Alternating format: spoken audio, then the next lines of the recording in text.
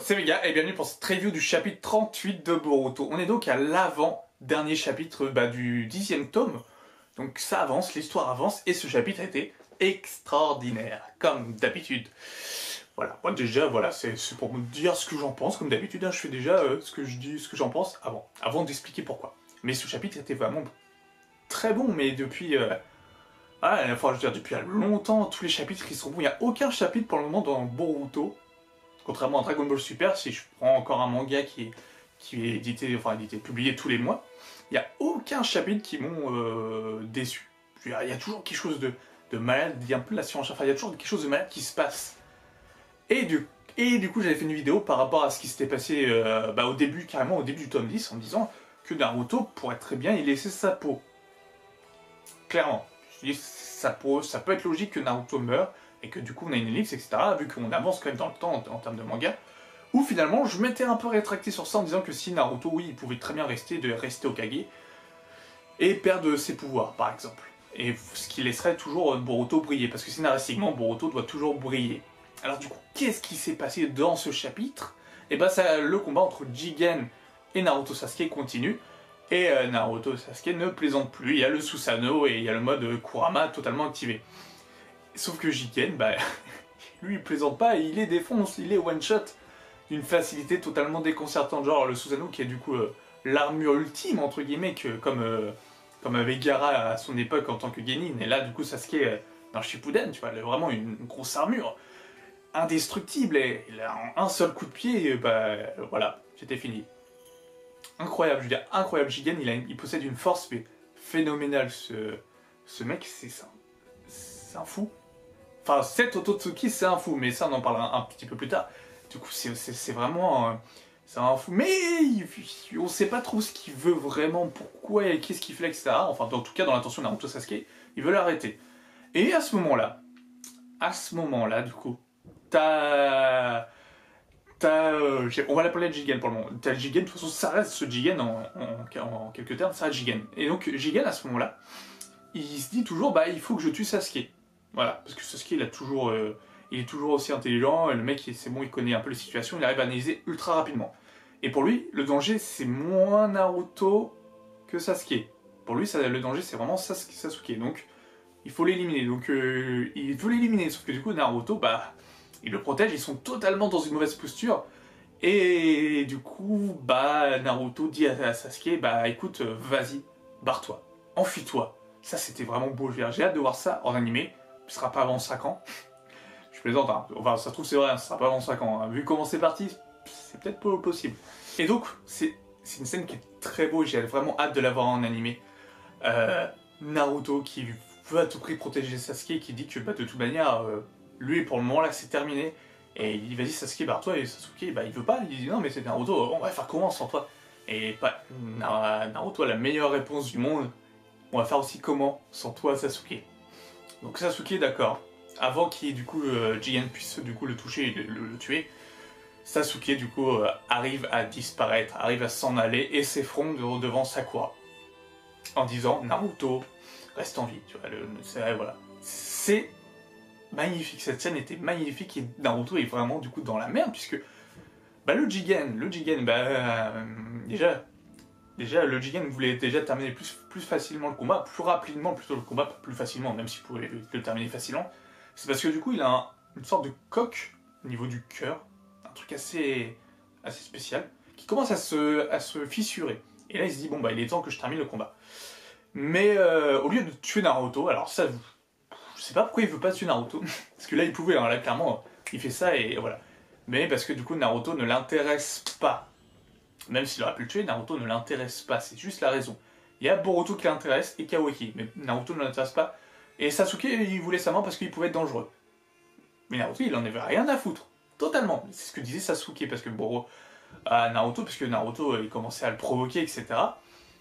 Et Jigen continue aussi dans la provocation pour voir encore que Naruto... voilà, ils se provoquaient un peu l'un l'autre. Mais Sasuke dit non mais tais-toi.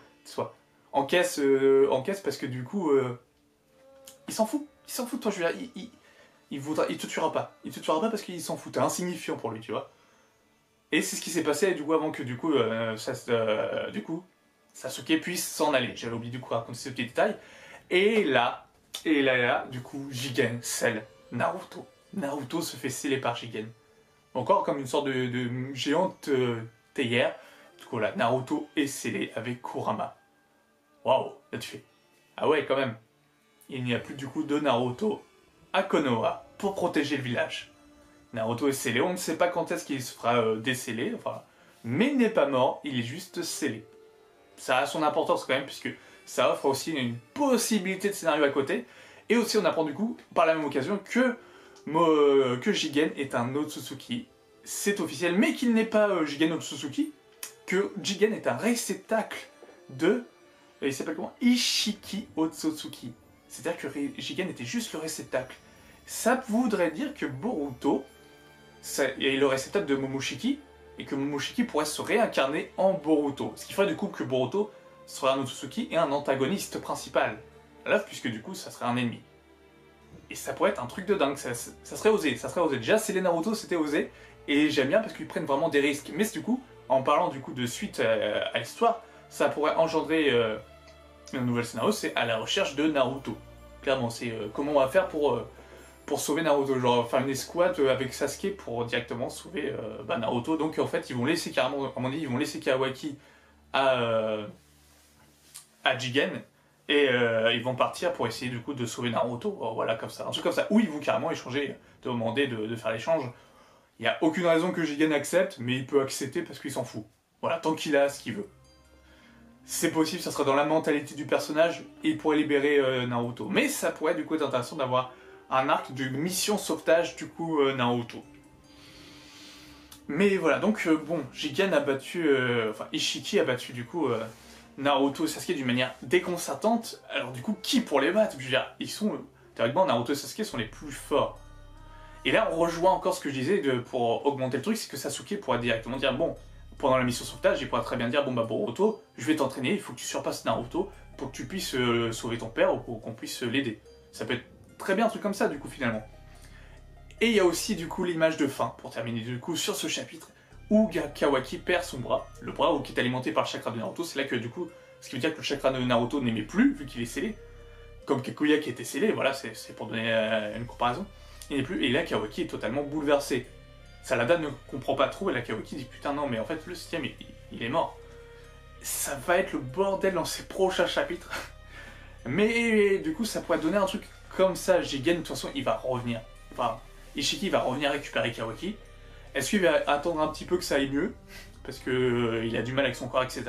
Ou est-ce qu'il va y aller directement? Ce qui pourra laisser le temps du coup à Sasuke de se rétablir un peu, d'être prêt à défendre Kawaki, ou carrément, du coup, voilà ce que je dis, marchander Kawaki, partir entraîner Boruto, et faire une mission sauvetage avec Boruto et d'autres personnes de Konoha, pour sauver Naruto, sauver l'Hokage, puisque actuellement il n'y a plus d'Hokage à Konoha, donc qui va prendre aussi la place de Naruto. C'est aussi quelque chose d'important, je suis vraiment désolé pour le focus. Voilà. C'est quelque chose aussi d'important, puisque il y a aussi Naruto n'est plus Kage. Enfin, Naruto est toujours Hokage, mais il n'est plus à Konoha. Il ne pourra plus assurer son titre d'Hokage. Et donc j'avais fait une vidéo dessus, qui pourra remplacer Naruto en tant que Kage. Il y avait Shikamaru, Kakashi, puisque c'était le 6ème, et du coup il peut très bien reprendre sa place.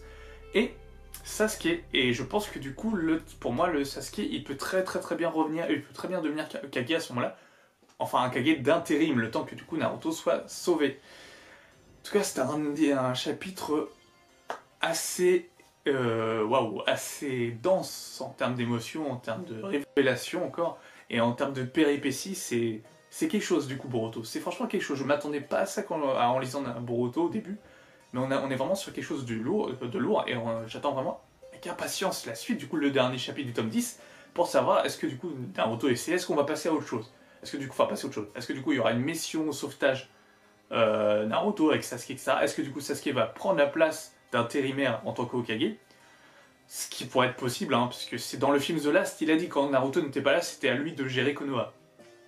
Voilà, le seul moment où quand il est intervenu à Konoha pour détruire une météorite. Et qui peut du coup battre Jigen, vu que Naruto et Sasuke sont totalement plus faibles, à moins qu'ils font une technique ensemble, etc. Donc c'est vraiment un truc à voir. Et voilà, c'était un chapitre vraiment dense. Du coup, n'hésitez pas à me dire de votre avis de ce chapitre. Qu'est-ce que vous en avez pensé? Est-ce que du coup Naruto va mourir? Qui va le remplacer en tant que Kage? Etc. Donc voilà, sur ce je vous dis à bientôt sur de nouvelles vidéos sur Naruto et sur l'univers de Boruto. Ciao.